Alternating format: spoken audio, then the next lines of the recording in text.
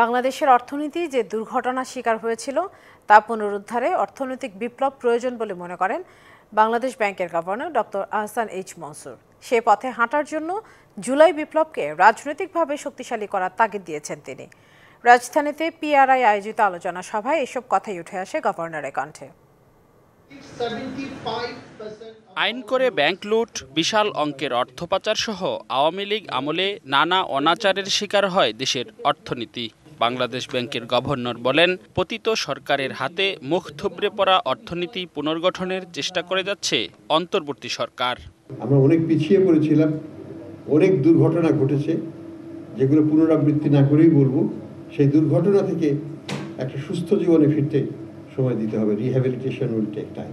একবার যেটা হয়েছে সেটা যেন না হয় সেই শিক্ষাটা নিতে হবে। রাজধানীতে পলিসি রিসার্চ ইনস্টিটিউট পিআরআই আয়োজিত সেমিনারে গভর্নর দাবি করেন, ইতোমধ্যে কিছুটা ঘুরে দাঁড়িয়েছে অর্থনীতি, আর পুরোপুরি চাঙা করতে হবে রাজনৈতিক সরকারকেই। এজন্য জুলাই বিপ্লবকে রাজনৈতিকভাবে শক্তিশালী করার তাগিদ তার।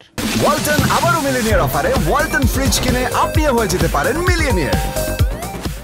পলিটিক্যাল প্রসেসকেও আমি বলবো যে কন্টিনিউটিটা রাখতে হবে।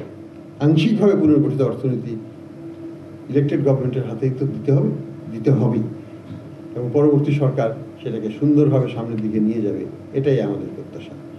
যতদিন পর্যন্ত না আমরা পলিটিক্যাল ডেভলিউশন অফ পাওয়ার করতে না পারি, আমাদের ইকোনমিক ডেভলিউশন হবে না। অর্থনীতিকে শক্তিশালী করতে রিজার্ভ বাড়ানোর পরিকল্পনার কথা জানান তিনি। আমার যে রিজার্ভ ছিল 48 বিলিয়ন, সেটা কমে হয়ে গেল 20 বিলিয়ন। ইকোনমিটাকে আবার রিঅ্যাক্টিভেট করতে পারি, কিছুটা হয়েছে, আমার রিজার্ভ বেড়েছে, আরও বাড়বে। অনুষ্ঠানে পিআরআইয়ের এক গবেষণায় বলা হয়, স্বাধীনতার 53 বছরে ব্যাংক ঋণের প্রায় 75%ই গেছে মাত্র 1% ব্যক্তির পকেটে, আর ব্যাংকের 42% আমানতও 1% ব্যক্তিরই। We need to rebalance this capital distribution. Redwanul Haque, DBC news, Dhaka.